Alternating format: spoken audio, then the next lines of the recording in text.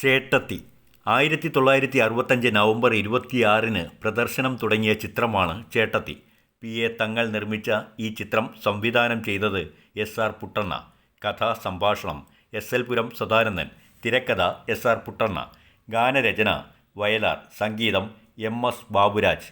പിന്നണി ഗായകർ Yesudas, P. Susheela, പി.ബി. Srinivas, S. Janaki, പ്രേമ.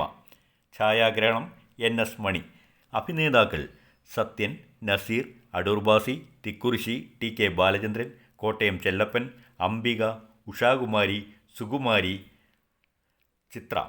ഈ സിനിമയിൽ പ്രേമ എന്ന ഒരു പുതിയ പാട്ടുകാരി രംഗത്തു വന്നു. സിനിമയുടെ ആദ്യം വയലാർ സ്ക്രീനിൽ പ്രത്യക്ഷപ്പെട്ട് ആദിയിൽ വചനമുണ്ടായി പാടുന്നുണ്ട്. ഇതെല്ലാം ഈ സിനിമയിലെ എടുത്തു പറയേണ്ട കാര്യങ്ങളാണ്. കഥ: പെൻഷൻ പറ്റിയ സ്കൂൾ മാസ്റ്റർ. അദ്ദേഹം നല്ലൊരു മനുഷ്യനാണ്. 2 മക്കളാണ് മാസ്റ്റർക്ക് ഉള്ളത്. മൂത്ത മകൻ പ്രേമചന്ദ്രൻ. കോയമ്പത്തൂരിലെ ഒരു മില്ലിലാണ് പ്രേമചന്ദ്രൻ ജോലി ചെയ്യുന്നത്. ഇളയവൻ പ്രഭാകരൻ നാട്ടിൽ തന്നെയുള്ള ഒരു ബാങ്കിൽ ജോലി നോക്കുന്നു. മാസ്റ്ററുടെ മേൽനോട്ടത്തിൽ തന്നെ മറ്റൊരു കുടുംബവും ജീവിക്കുന്നുണ്ട്. നിർമ്മല, വാസന്തി എന്നീ സഹോദരിമാർ താമസിക്കുന്ന അയൽ കുടുംബം.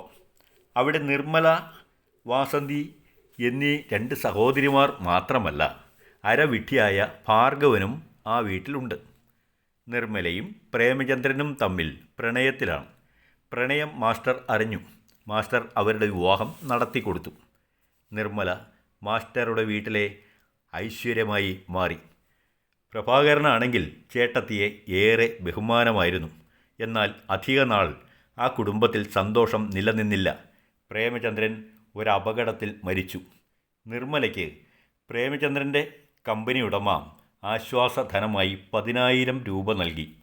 ആ തുകയുമായി നിർമ്മല ഭർത്താവിൻ്റെ വീട്ടിൽ കഴിഞ്ഞു വരവേ അപവാദങ്ങളുടെ കുത്തൊഴുക്കായി. പ്രഭാകരനും നിർമ്മലയും തമ്മിൽ അവിഹിത ബന്ധമുണ്ടെന്ന് ഗോപി എന്നൊരാൾ പറഞ്ഞു പരത്താൻ തുടങ്ങി. അയാൾക്ക് നിർമ്മലയെ വിവാഹം കഴിക്കാൻ ആഗ്രഹം ഉണ്ടായിരുന്നു. എന്നിട്ട് അവളുടെ പണം തട്ടിയെടുക്കുക അയാളുടെ മോഹമായിരുന്നു. അത് നടക്കാതെ പോയതിലുള്ള പ്രതികാര നടപടിയായിരുന്നു ഈ അപവാദ പ്രചരണം. ഈ അപവാദ പ്രചരണം മറ്റൊരാളുടെ ചെവിയിലുമെത്തി. ആരുടേതെന്നോ? സുശീലയുടെ. സുശീല പ്രഭാകരൻ്റെ പ്രേമഭാജനമായിരുന്നു. അവൾ പ്രഭാകരനെ സംശയിച്ചു. അപവാദത്തിൽ നിന്നും കരകയറുവാൻ നിർമ്മല അവളുടെ വീട്ടിലേക്ക് പോയി. തനിക്ക് ലഭിച്ച പണത്തിൽ നിന്നും പകുതി നൽകി സഹോദരി വാസന്തിയെ വിശ്വനാഥൻ എന്നൊരാൾക്ക് വിവാഹം കഴിച്ചു കൊടുത്തു അവൾ. ഭാർഗവൻ വിവാഹം ചെയ്തിട്ട് കൊണ്ടുവന്ന സ്ത്രീയായിരുന്നു ഭാരതി ടീച്ചർ. അവളും വീട്ടുകാരും കൂടി നിർമ്മലയുടെ പണം മുഴുവനും അപഹരിച്ചെടുത്തു. മറ്റൊരു സംഭവം കൂടി ഉണ്ടായി.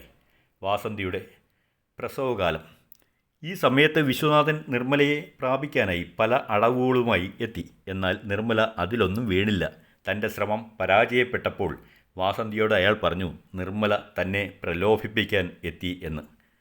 അവളത് വിശ്വസിച്ചു. മാസ്റ്റർ ഇടപെട്ട് പ്രഭാകരൻ്റെ വിവാഹം സുശീലയുമായി നടത്തി.